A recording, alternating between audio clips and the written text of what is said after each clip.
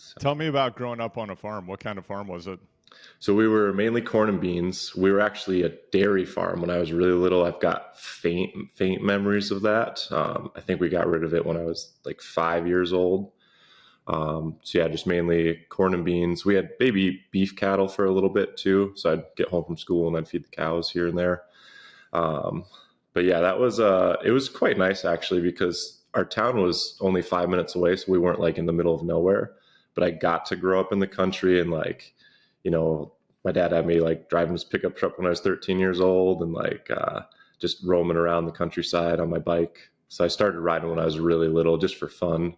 We actually had a 40-mile bike path, just a paved one. It was like an old railroad track. That was a half mile from our door. So that was like pretty fun riding up and down that thing. But yeah, and just the freedom of living on a farm, go-karts, four-wheelers, three-wheelers. I really enjoyed all of that. Wow. And how young were you when you started working on the farm? I mean, like ever since, so the way we did it, helping out mowing lawn, I actually didn't weigh enough to do the sensor. So the lawnmower would shut off. So we had to tape the sensor down so I could mow the lawn with that thing. So, I mean, as soon as or as long as I can remember, I was like helping out with small things. And then as soon as I got my driver's license, that's when I really was able to start helping because my dad actually was partnered with another guy that was a lot bigger. So we had ourselves about 700 acres, but they had about 5,000. So my dad did all the spraying all summer long for them. So when I turned 16, I could start helping haul chemicals and water back and forth. So that's when I really started helping once I was 16. And then actually at a high school, instead of going to college right away, I did a full farming harvest season. So that was a big adjustment going from just normal high school life to, 100 plus hours a week of work.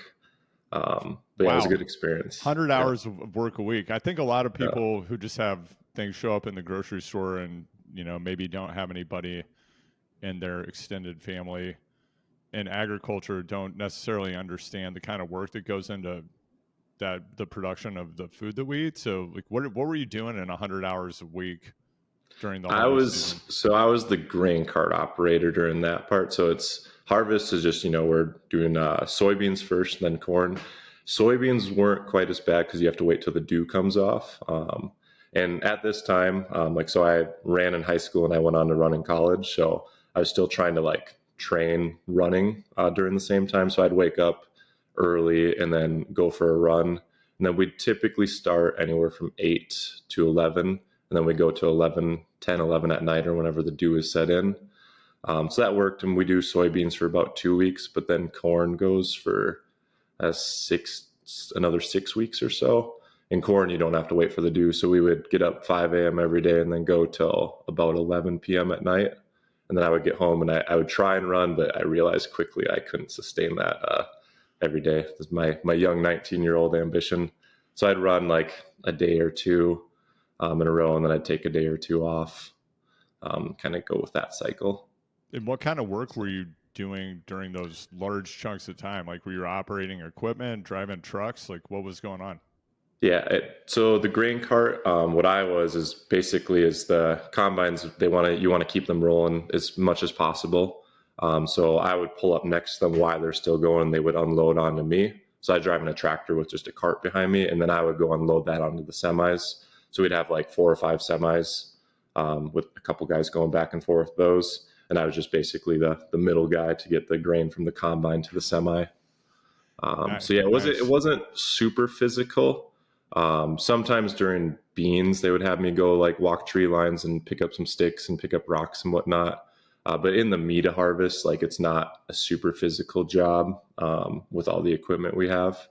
So like in between there's some dirty things you got to do or some nasty. When we had to clean out the pit, that was probably one of the not so fun jobs. So when we're starting, there's if you've ever seen those big grain elevators, so big legs coming up, they have what's called a pit, and it goes about 60 feet down. It's what the semi dumps all the corn into, and you got to clean that out every year. And usually it's best to clean it out after harvest, but one year they forgot to. So we had to go down. It was a year-old rotten corn and beans, and you're 60 feet down, and you literally have just like, your body's width around. There's like it's kind of like almost looks like a little elevator thing going up. Like if you can see in the movies, those little food elevators. Yeah, but you're just cleaning out the stuff all around that. So that was one of the, like, there's little things like that you got to do in between. But for the most part, like it wasn't being the grain cart operator is like not too hard of a job. It's just the amount of time you do it takes quite a bit of time. So when you clean that pit out, how long were you in there? Good hour probably, or 45 minutes, because it's 60 feet down. The way to do it is there was a guy that would had a bucket on a rope, and he would just drop that all the way down, and I would fill up that bucket, and then he would lift it up. So it was like a kind of a painstaking process. Then I'd just be sitting down there waiting for the bucket up, bucket down. Man, it sounds like excavating dinosaur bones or something. It sounds incredibly precise. So, and kind of to fast forward, when we were both out at BWR Kansas, and one of the I think one of my most incredible social media moments of the year that I'm sure all the fans of Choose the Hard Way remember, and I'm being facetious, of course, but when I was out there on pre-riding the day before that event on the neutral start route out of town. I don't know if you saw this, but the day before they were harvesting, they had a combine. I don't know what crop it was, but they had the combine and they had the thing you described driving next to it. And it was like a 30-mile-an-hour wind with just like a massive dust cloud blowing sideways across the road, which made me think, wow, it's going to be an interesting day out on the bike tomorrow. And then of course it was, but that's, that's just life in the heartland, right? Yep. Yeah. The wind in the Midwest, it gets you. So, I mean, I was right at home because that was kind of how I grew up. Getting into cycling, it was just the main thing I got in was like group rides and whatnot, and just riding in the wind and group rides was something that we did on a weekly basis. So yeah, I really enjoyed having the wind there. And I'm not the lightest guy either, so I tend to excel well, like on the flat and the headwind and stuff like that. So, or the crosswinds is what I enjoy. Yeah, and now you're a true privateer, I would say. So like you're a true gravel privateer or multi-train racer. And I mean, I know there are a lot of people that use that word to describe what they're doing, but could you talk a little bit about, what are the mix of things that you have going on in your life that enable you to like go do this? Yeah, it's not easy is what I'll definitely say. Like it's definitely a grind.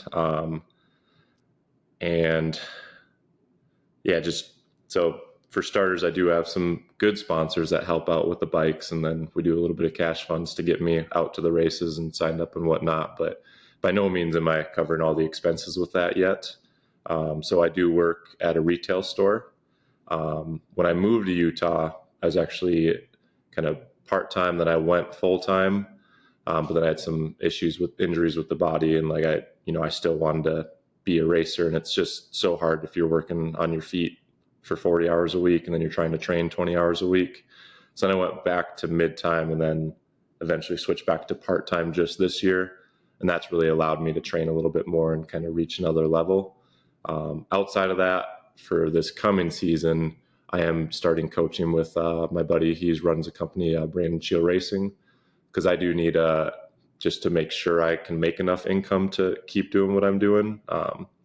Obviously trying to do the sponsor hunt right now and kind of increase the level of support. But yeah, I just need to kind of try and find another source of income to make sure I can get to the races, because, we made it to a lot this past season, but like probably not in a financially sustainable way if I was to continue to just stay part-time and just do that. So yeah, I think finding a job that enables you to do it is a big step in the process until you can get enough support.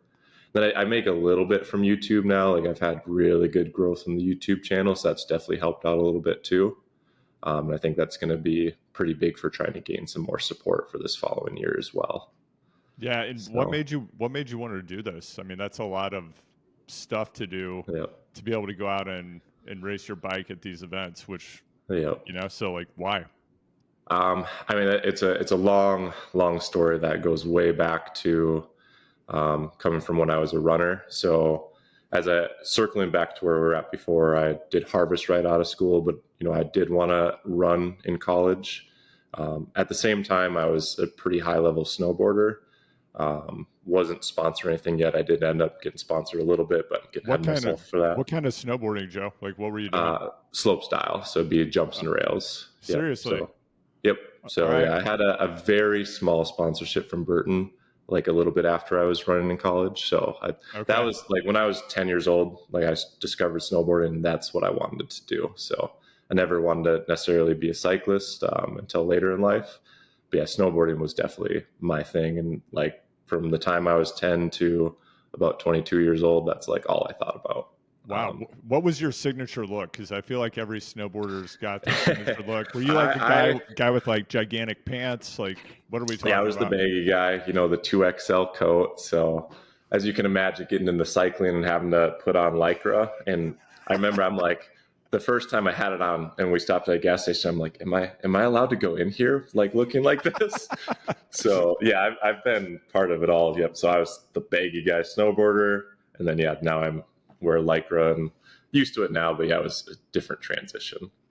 But yeah, backing up to that, to after harvest. So the following season, I went to Minnesota State University, Mankato, which is in my hometown, and joined the cross country team. I was a walk-on, but I ended up making the top 7 guys to go to regions that year. We were slated to go to nationals, but they had regions in Colorado. And being at altitude, none of us were used to it, and we just missed out on it. So that was a bit of a bummer. But that was really kind of an eye-opening experience because in high school I wasn't necessarily like bullied much, but I definitely wasn't popular. I was a cross-country runner at a small high school, so there's only a couple, I think like 3 kids from my whole grade were in the cross-country team. Then everyone else was more like football, baseball, basketball. But when you get into college and you're surrounded by like lots of people that are more like you and doing the same thing, it was just a really cool experience. And at the time, like my goal was, harvest. I wanted to run 1 year in college, and then I wanted to move to Colorado and be a snowboarder. Yeah. It's kind of a weird thing I had set up.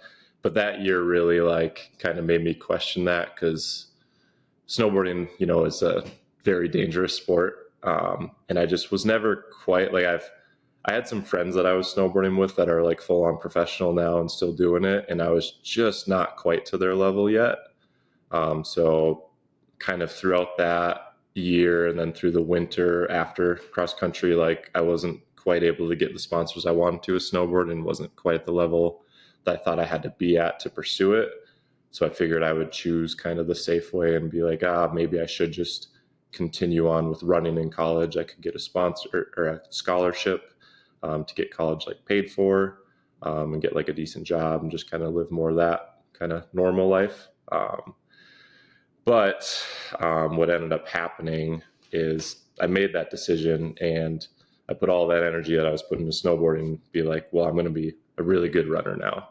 And I would just refuse to take days off. And I started developing an injury that later turned into what's called compartment syndrome and then popliteal artery entrapment syndrome. So what it is the muscle actually cuts off your artery behind your leg, and then you build up all this pressure in your lower legs. There's 2 types. Mine was the chronic, which happens when you run. The other type is if you break a bone and it cuts off, that's acute compartment syndrome, where mine was just the chronic. But yeah, that really started kind of the harder part of my life, I would say, because it wasn't just pain while I was running. It turned into pain while I was sitting and standing and walking and just literally 24/7 pain. And up until this point, I was pretty darn healthy guy. I didn't really focus on food or anything. And like I would get hurt. Yeah, I'd be hurt snowboarding, but I was never hurt for more than basically 2 weeks and I would heal really quick. So I was really confused when I actually did take time off running and the injury started getting worse. That was like kind of where I started to get in a little bit of a panic mode because I'd never experienced that before. So I'd just be laying in bed and all of a sudden my calf would like seize and cramp up and I was just like sitting there screaming. Then the pain behind my knees really started to come in too.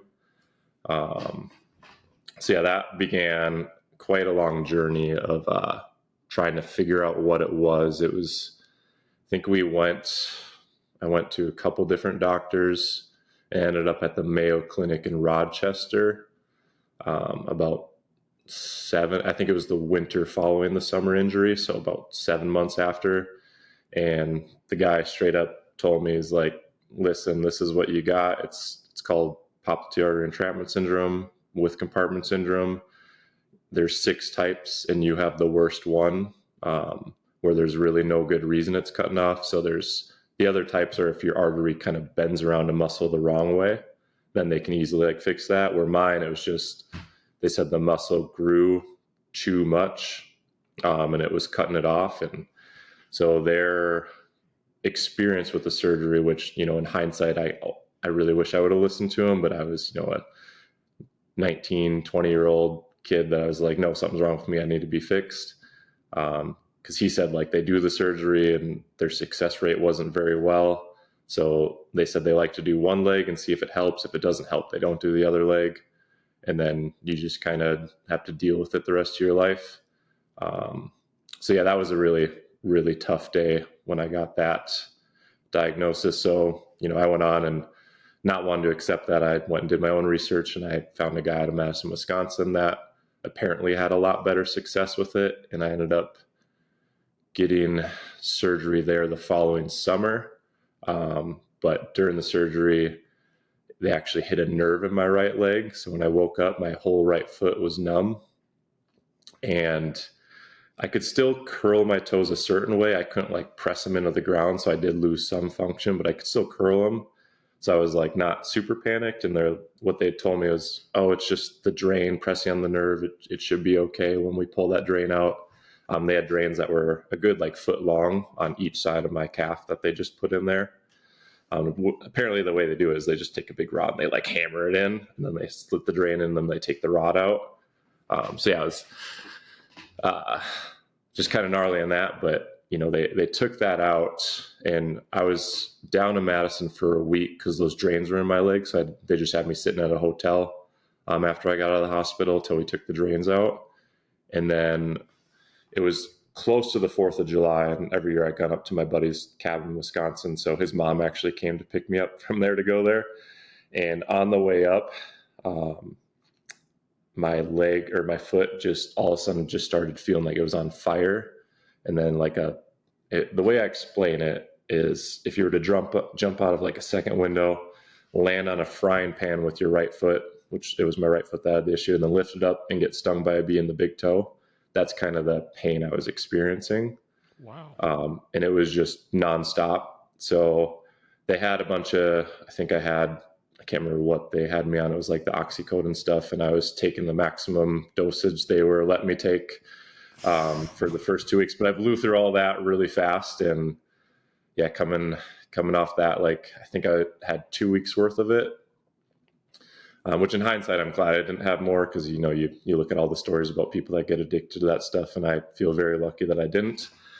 But yeah, coming back from that was for the next 4 months, that was just the feeling in my foot. And man, I couldn't do anything, couldn't focus on anything.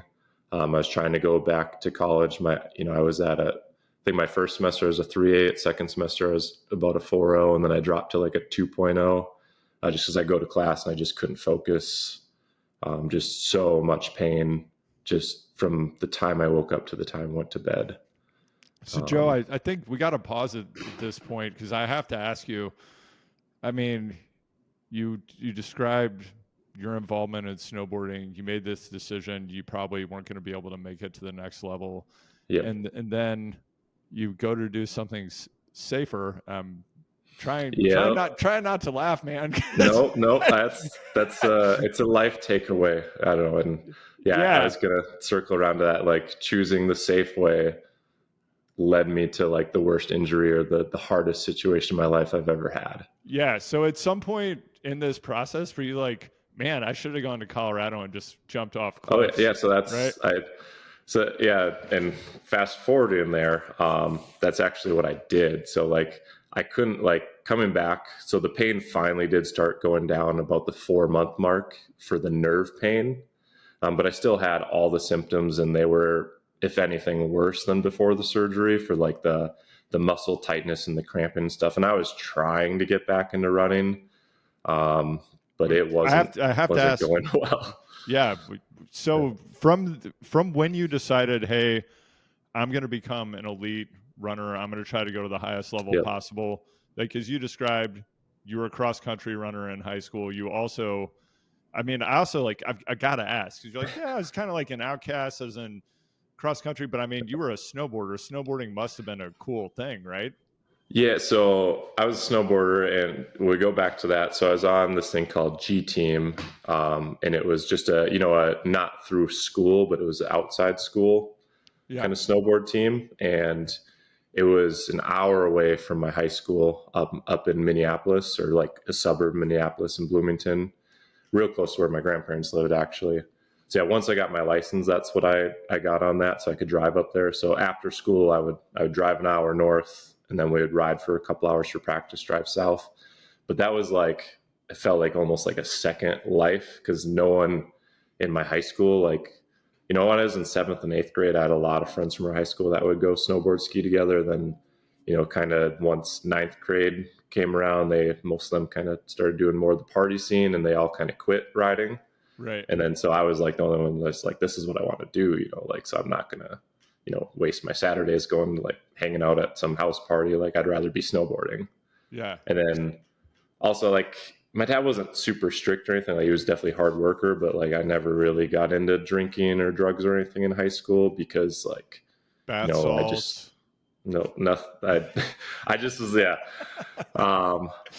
No, I just wanted to make it with snowboarding, and like, I didn't want to do anything that would take away those chances.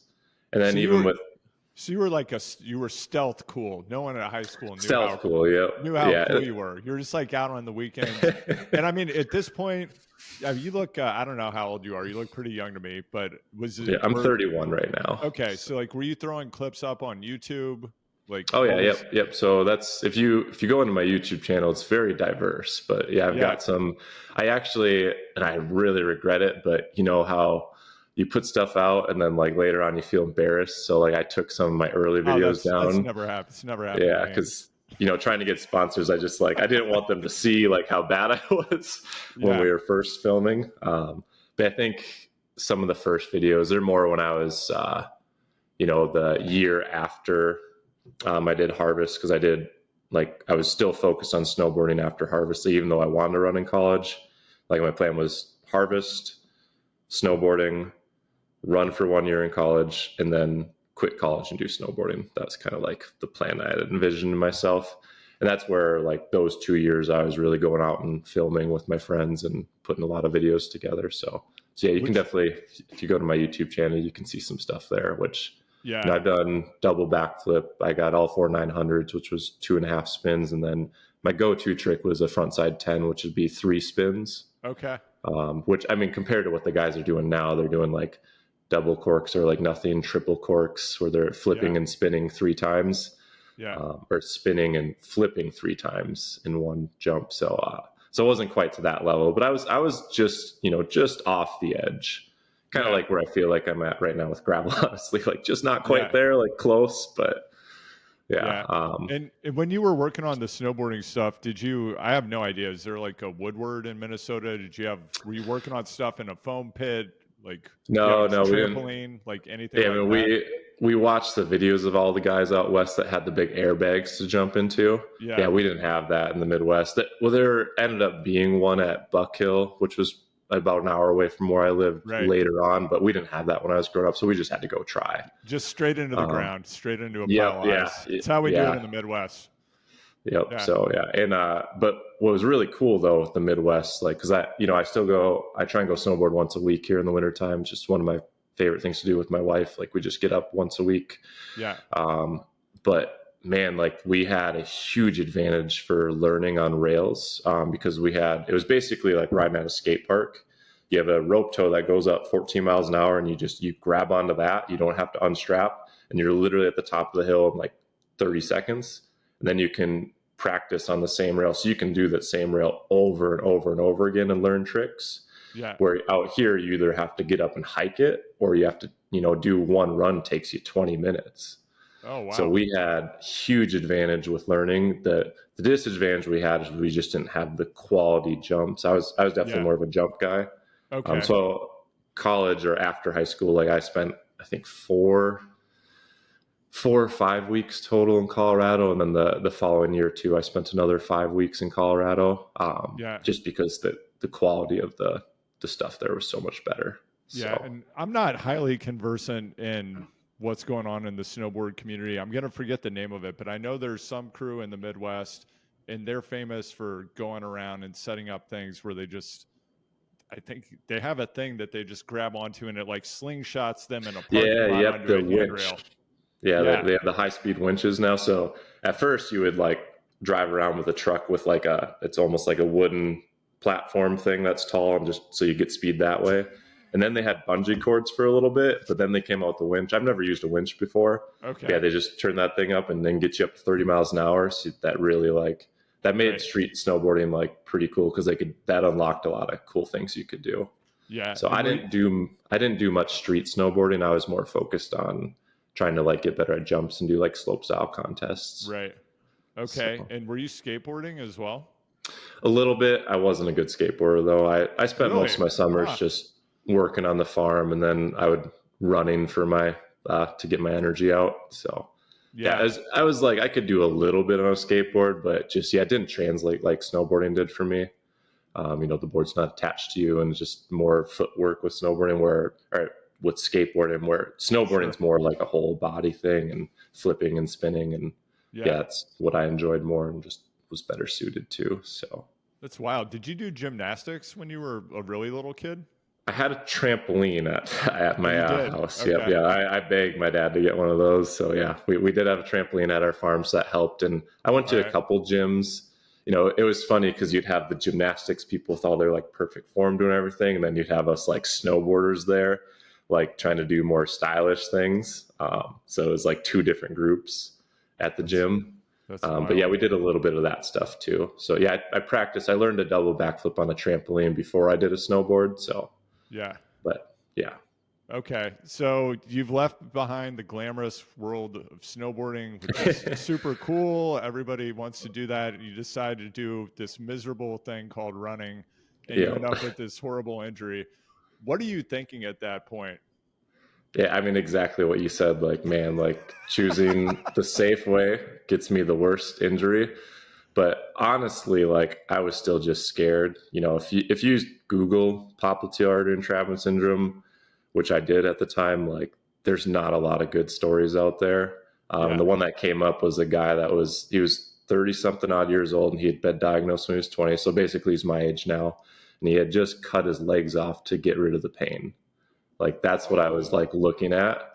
And so, I mean, you imagine I'm 20 years old and looking at that, and I'm like, man, like, is that what I'm going to have to do in the future? Like, that's why you don't go on Google when you have a medical problem. Yeah, definitely. I advise not doing that. I mean, at the same time, don't stick to your first opinion, even though that was probably the better way to do it. Like in hindsight, like I kind of wish I wouldn't have had the surgery, because I don't think it helped. I think it hurt, if anything. But definitely get second or third opinions, like see multiple experts. Yeah, definitely. But if you are going to Google things, just know like there's other options out there. Like don't listen to the first thing you see. So yeah.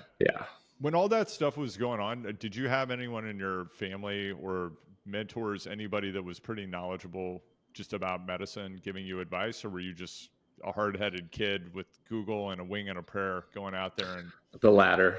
Okay. Definitely the latter. Yeah. I was, I mean, my dad helped what he could and whatnot, but yeah, he wasn't like medically versed. I didn't really have anyone in my family that was real good with that. And, when I grew up, my dad was a farmer. So there was a period of time we actually didn't have health insurance. Right. Like we didn't go to the doctor for much of anything. So like my vision of the doctor when I was very young was like, oh, that's for, if you have money, you go there, they tell you what's wrong and you're good. Like I didn't know there was this more art form to it where like they really, they have to diagnose you and it's not always perfect. And, the first opinion is not always right. So that's where like my mindset was. I'm like, no, I got something wrong. I just need to go with the doctor and they're going to fix me. So I had to really reframe my mindset to like, okay, that didn't work. Like, what are my other options? Like, what else can I explore? Which I did get into, like chiropractic and acupuncture and all that stuff, which some really helped, some really didn't. But yeah, that's kind of getting ahead of it. Hey, Joe, how long had you actually been running? I mean, you had high school, you had the harvest, and then how long had you actually been running before you had the compartment syndrome stuff?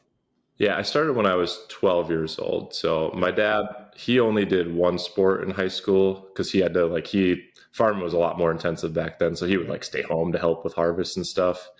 So he did track for one season, I think. Okay. So just, my dad was like, I looked up to him a lot when I was younger. And I still do today. Like he's one of the hardest working humans I know. But yeah, I wanted to like kind of be like him. So I wanted to be a runner. And we just didn't have it available till I was 12. That's, sixth grade it was when we had track. And then our high school actually was really small. We didn't have cross country at first, but they started it when I was an eighth grader. So I was I was on the first program of cross country for my high school. Yeah, so that makes sense. I mean, you're talking right now to probably one of the worst cross country runners ever to come out of Rockhurst High School in Kansas City, Missouri. Yep. I often say this. My mom listens to the podcast. Dad, I don't know if you do. He listens to it sometimes. But my parents are great. But when I ran cross country, my parents, they would come to every meet, and I would often be in last place, and they would give me encouragement to continue. It was not a great life experience, but I think I athletically matured a bit later, and I've had the gift of being involved in cycling for a really long time, which I also found around the time that I was cross country running. What I actually wanted to be doing was be out on my bike, which I also at the outset was not very good at, but I loved doing, and I just did it all the time. How old were you when you started running cross country? Let's see. When I was in high school, I went to high school when I was 13 or so just ninth 14. Grade. Yeah. Gotcha. Yeah. Cool. Totally. Yeah. Was that tough being, because like, as you know, cross country is not like the coolest sport out there. Yeah. But being there, and then like you said, you weren't necessarily successful with it. Oh no, I was terrible at it. And the high school I went to is famous for producing like NFL players. Oh wow. I mean, that's not the only thing it produces. It's a great school, but I had kids in my high school class that played in the NFL. So the cool thing was to be good at football, and I was good at other stuff. I played in a band, and I was the editor of the school paper and stuff. But sports at that time were not my thing. But that also, I loved cycling just like from the moment I discovered it, just like the culture of it, the experience. Even going and racing when I was a kid, which I generally did not do well at. And then I started to have a little bit of success at a low level in regional mountain biking, but I loved it. So, I mean, and then of course I'm curious for you, how did you then get into cycling, and how did it go from, hey, you're someone who's gone through this medical experience that's been really challenging, to the next thing you know, you've got a GoPro that's exploding out of your chest. And if anyone hasn't seen Joe in real life, the way he records footage for his YouTube channel, which you should go check out, the link will be in the show notes, it seems like the mount, you must be using a chest mount, but it's inside of your skin suit. So I do a chest mount. So I wear a base layer first, so the chest mount isn't as uncomfortable. And then I do base layer, chest mount, and then the bibs go over in jersey. And then what I do is I zip the jersey up right to the bottom of the GoPro. And then I just use those pins they give you to pin your numbers on to pin the jersey up from there. So it's like pretty stealth looking. Like, if you look at from the back, you can't tell that I have it. Cause I don't know. I don't want to necessarily have like the whole chest harness exposed on the outside, and then also having on the. Is that an aerodynamics thing, or just like you don't like the aesthetic going I back? don't like the aesthetic for It's just sure. like Yep, I want it to look nice. That's the Yeah. snowboarder in you coming out. You're like, Oh I yeah, want to yeah, have like my giant pants. yeah. But Yeah, it's probably still like a little bit of air advantage, and then the other thing it does is it just holds it tighter, so the GoPro doesn't bounce as much. yeah, So it does make the footage a little smoother at the same time too. And I've got the older chest mount, which is the new one has this like big pad thing to it. So like I'm lucky I still hold on to the old one because it gets rid of that pad. So it's a lot sleeker. So it yeah. does fit under the jersey a little bit easier. I don't know if you could on the new one take the padding thing off, but I just have the old one and it works. So Yeah. I really love the chest view just because I feel like it brings the viewer into the experience a little bit better. With having the handlebars in view, it just makes you feel like you're there riding the bike when you're watching the video. Okay. Versus because when I first started, I did a couple handlebar ones, and it just to me like that gets a little more. I don't know. It's just not as fun to watch as when you like can see the bars and like it just adds to the experience. Yeah, and I mean, there's so many people now because it's just like a necessary part of trying to have like patch together. This is a professional way of life. But I mean, there's so many people doing it. Do you all talk about techniques? Like I'm just thinking about Kerry Werner using, Yeah, he's got the fin, yep, which is cool too, like different. I've never really talked to anyone else about how I do it and everything. I just kind of, I know I saw the chest cam on the mountain bike thing at first. I'm like, oh, that's cool. I'm like, oh, I wonder if I can do that on gravel. So the first time I did it was the 2020 BWR in Cedar City, so the inaugural Cedar City one. That was my first BWR top 10. That was a cool one because like Keegan, Pete, Stetna, Lexi was there, and there was like 600 people starting that. But yeah, that was the first time I did it, and I uploaded it and got like 10,000 views. So that was like my first YouTube cycling video that did well. Yeah. So yeah, that was, and I just, I saw the footage. I'm like, this is the way I'm going to do it. So, yeah. So how'd you become this gravel guy? What happened? So there's in between, just backing up a little bit. So where we left off was the injury. I tried the safe thing and it got me the worst thing I ever had. So then from there, I decided, well, maybe this is life telling me I should have stuck to snowboarding. So I kind of pivoted back to that, and I couldn't run anymore, but for some reason, when I'd strap into my snowboard, I could still do it relatively pain-free, or it was kind of a distraction from the pain. At the same time as this, so in line, I was getting into riding my bike, but I had no intention of racing or anything, just for fun. I had a lot of buddies that did local group rides that never done that before. But as I got into cycling, I bought this old 1987 Schwinn. It had no front derailleur on it. So you're just in the big ring all the time, and it had 6 gears in the rear. And it was the friction shifters. Yeah. But yeah, I would hop on the group ride with that. And I remember my first ride, I was in Nike Freeze and basketball shorts. And I actually had one water bottle and I had a JBL speaker in the other water bottle, kind of blasting some music, because I was still, the snowboarder. So I wasn't wearing the Lycra yet, but I made it with the A-Ride, and all the A-Ride guys are like, who is this kid? What is he doing? But having the engine from cross country. And I think I was unique because I was about 15 pounds heavier than anyone else on my cross country team. So I think that I had this massive engine just coming from that. Cause I had some other friends trying to get into riding from cross country and they did okay. But in the Midwest, you need power to go through the wind. And then the small hills are 2 minutes long. So I think that really made me excel. And I just, got really into it.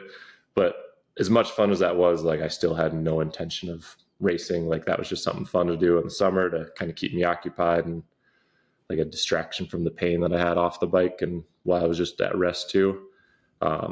So I ended up deciding I'm going to move to Colorado, and I did another harvest season, but I had torn my labrum on a mountain bike just before harvest started. So I was, I did harvest with that, and you're in the grain cart and shaking around, so it didn't really heal. And then I'm like, all right, well, I'm slated. I've got this place in Colorado I'm moving to.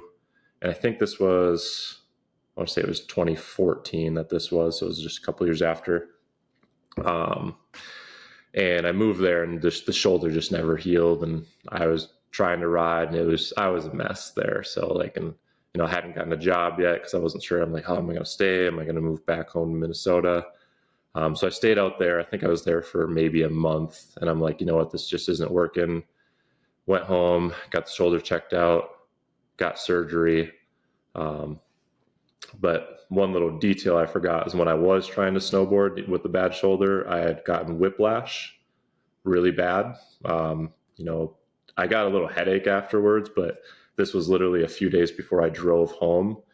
And like, it was the kind of whiplash where like the next day, like getting out of bed, I had to like use my arm to like lift my head up because my neck muscles were just completely weak.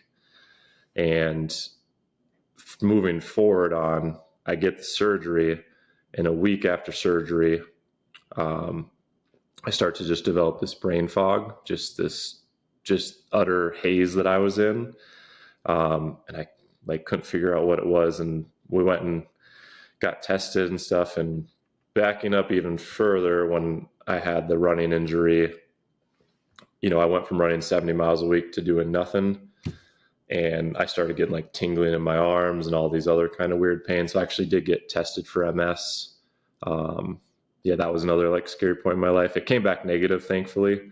But what they had told me was I had too many concussions with snowboarding, and then that last one with whiplash is what caused it. So I just had to take it easy. They offered some medication, but I just said, no, I don't want to do that. I went forward with that, and I was in a haze for like a good year after that. So sorry if the timeline's getting a little confusing. No, whatever. That's cool. Yeah. Wanted to do snowboarding, and then came home, was in a haze, didn't have a job. Like this was probably one of the lowest points in my life. I was planning on helping my dad farm, but he had left. They had kind of a falling out with the big guy. So he was just running his own 700 acres, and he didn't have enough money to hire me. So I didn't know what to do, and was going to get a job at Chipotle, but I was also, because, cycling was something. And during this time that I was in haze, I could get on my road bike and ride, and the haze would lift. Like when I was exercising, it would go away. So like, this is when I really started to get into riding my bike. And this is, I think, 2015. Yep. So that's all I wanted to do, is because that haze would go away and I could focus, and it was nice. But then as soon as I stopped, it would go away. I like to describe myself. It was like, I felt like I was like a race car with an idling problem. Yeah. It's like when I was like performing, I felt great and could focus. But when I was just at rest, my head just felt like brain fog. But anyways, I ended up getting a job at our local retail store that we sold bikes in. And full-time, because I didn't know what else to do. And that's where I really got into cycling more. So we were a Trek dealer there.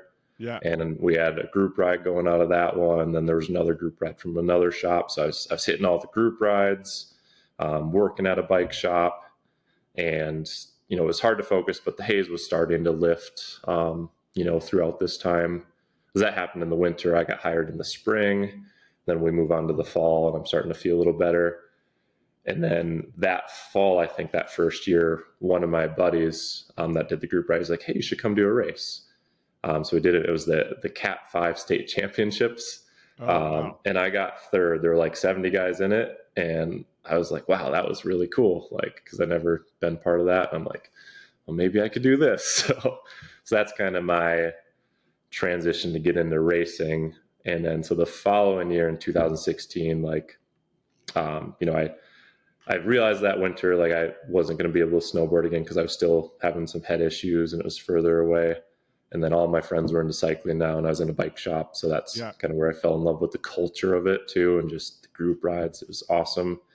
2016 comes out, and I go from a Cat 5 to a Cat 3, and make pretty good success in that. And then the following year, 2017, I went from a 2 to a 1. And then during this time, so I go and talk about that chronic pain, and the cycling was a distraction from it, but I was still having pain off the bike with my legs and all this other stuff. Yeah. And I was spending a lot of money trying a lot of different things to like get better, like acupuncturists and whatnot. And I did end up finding a lady out of Minneapolis. Her name is Dr. Twee. She's amazing. She runs chiropractic Healing Arts. She's actually out of Edina, Minnesota. I apologize, not Minneapolis. But yeah, she uses acupuncture needles that are like 5 inches long, and Whoa. she's the kind that she'll she puts you on this like vibrating table, and she'll stand on you and use her like heels and her elbows and her knees to like work out knots in your muscles. But yeah, I started seeing her, and the first thing she did was like look at me and like look how I walked, and she was like, "Nope, we're gonna fix that. Like you're crooked this way. Like this is wrong." And she just believed she could do it. And I worked with her. I went once a week for I think 2 months, and that was the very first time in 4 years where I wasn't in pain, like at rest, after seeing her. Wow. So that was like pretty incredible moment. And then so that was the year that I went from a cat 2 to a 1, I believe. So I was getting better at cycling and then feeling better on and off the bike, and mainly off the bike. That was huge. And then the following year I joined Above and Beyond Cancer as a cat 1. So that's 2018. So we raced some of the domestic elite, like I did like Redlands and Joe Martin stage race, and we did Tour St. Louis. And did okay, but I never I won a lot of local P1-2 races, but I never like had a good result in the big one. Yeah. And then during this time, I'd also met my wife. She also worked at the retail store I'd worked at, and she wanted to kind of move to a bigger store, and I'd always wanted to move the mountains. It was more for snowboarding, but now it was like now I want to move the mountains for cycling. Sure. So it's still kind of same dream, different avenue for that. So we ended up moving in 2019 to Utah. So that's when we got here in January. And I was still with ABC that year, but the road, I wasn't quite having the results I needed. And like the pathway for that is obviously you can't really make it in the US. You got to go to Europe. And at the time, I think gravel was just kind of getting started. It had always been something I was interested in. And I did a few races, but there was no one really making a living in gravel, obviously, at that time. Mm-hmm. But yeah, 2019 was my last year on the road. And then 2020, like I had decided to make the switch and just stop racing on the road. And I was kind of like, oh, is this, am I done pursuing this? Trying to do it, at the highest level and kind of make a career out of it. But I couldn't accept that, I guess. Like I just still had this drive in me to keep going. And of course, 2020 was the year that COVID happened. So there's not much really going on besides one race, which was BWR Cedar City. So you had all the hitters show up, and me getting 9th place at that race, like it instilled this, like, okay, I think I can like do this. It just gave me that hope still, that I could make it work. And, that was the first time you're really seeing like big gravel events kind of going on, or that was like a bigger one. And, so yeah, that was a cool moment for me in 2020, like getting that top 10 at that race. How have you evolved your approach since then? Like, are you still kind of training for these races the same way you were in 2020, or have you had to mix things up? Yeah, I've really had to mix up. So moving here 2019, I didn't have a full-time job, and Utah is a lot more expensive than Minnesota. So finances were super tight. So I went full-time, at a bike shop. And that, though, the problem was with that is I no longer had my doctor lady that I was working with. That was amazing to help me out. And, she got me to a really good place, and I was pretty feeling good like 2019, but partway through 2019, then into 2020, like my body started kind of going backwards again, with just developing hamstring pain and all this kind of stuff. And I had switched to full-time. So I was actually working full-time all of 2020. So when I got that top 10, but, I was riding my bike 20 hours a week. I was standing for 40 hours a week, and I kind of neglected the stretching and the PT and the strength work. Yeah. So fast forward to 2021. I can't remember if it was 2021 or 2022. I apologize. Yeah. No, yeah, it was 2021, the spring, because I'm like, okay, I'm going to do this. I just got that top 10 BWR, but I started developing like the worst part was IT band syndrome and some other stuff with my body. And that's kind of where I had to make that adjustment. I'm like, all right, like I'm financially doing great, but injury wise, my body's going backwards again. So I think it was 2021 where I decided to go to 30 hours a week instead of 40.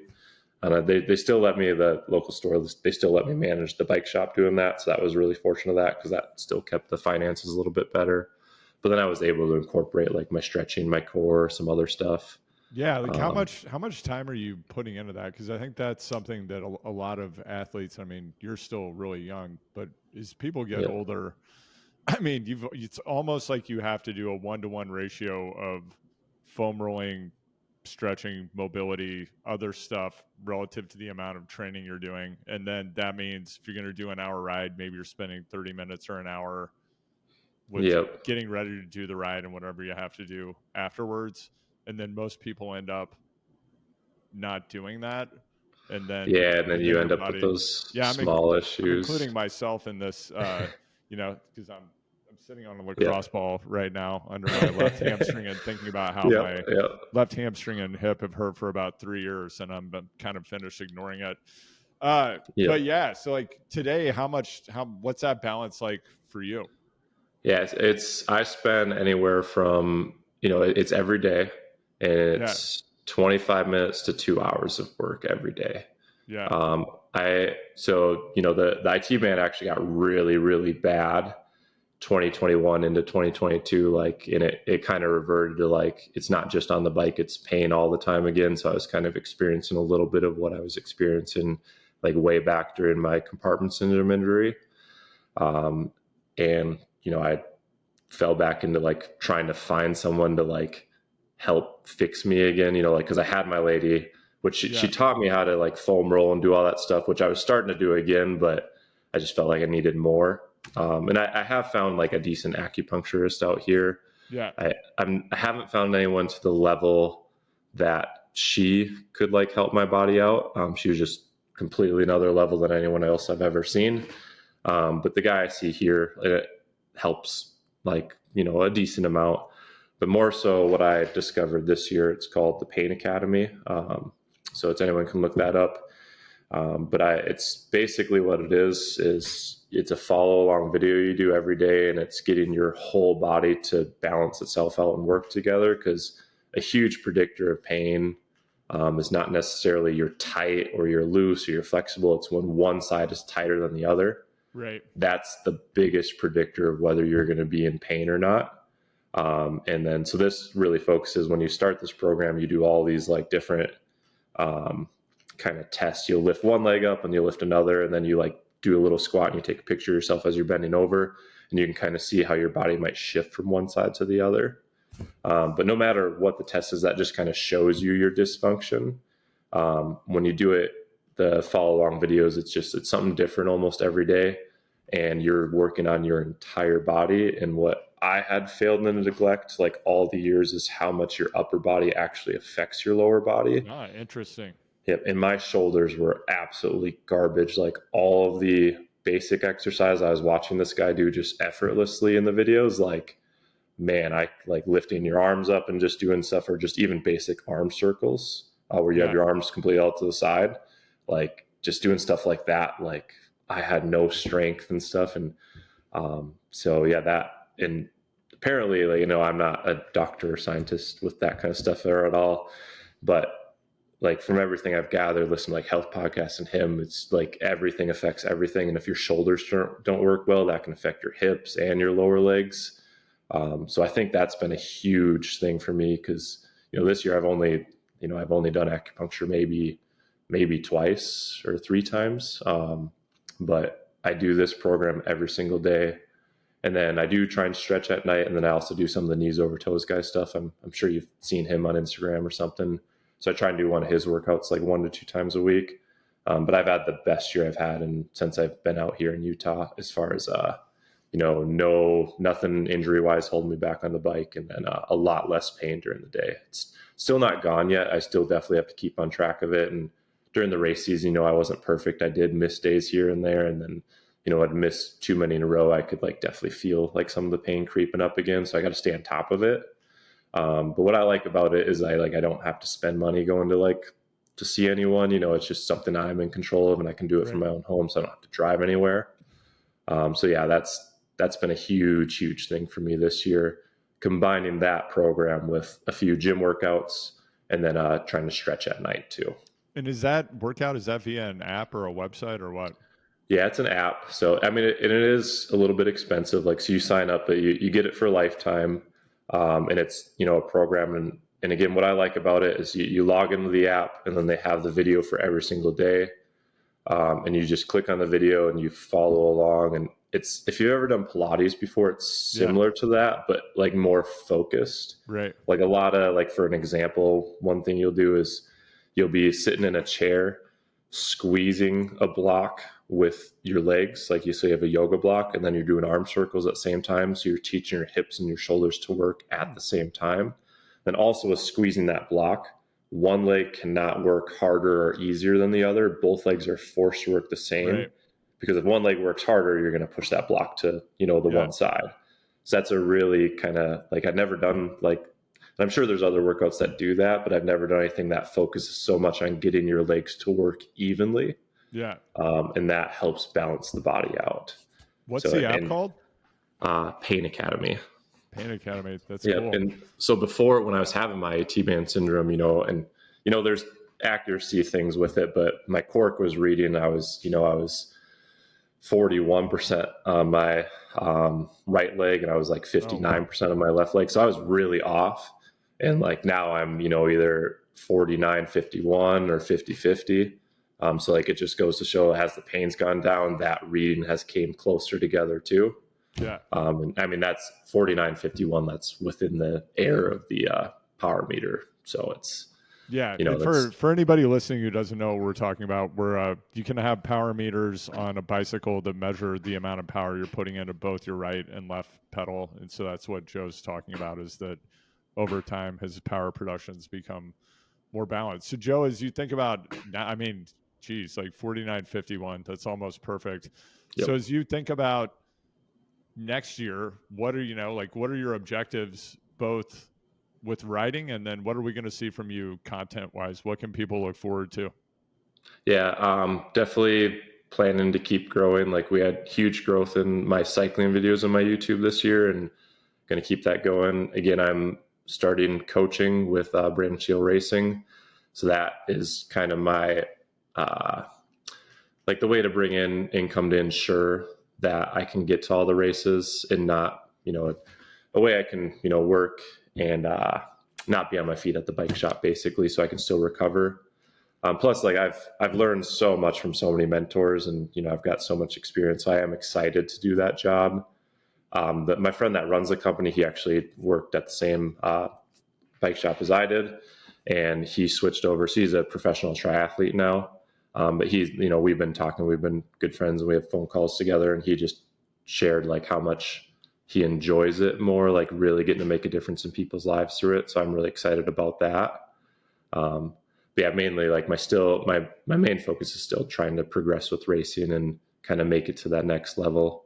And, ideally, I've listened to your podcast before, and I think Dylan Johnson said it right, because YouTube is a huge undertaking, and each one of the videos I do takes a huge amount of time. So like, my goal would be, to have a few coaching clients, and then to do racing and YouTube. And that's the three things I would be doing. Amazing. Yep. So that's the goal. Trying to work towards that.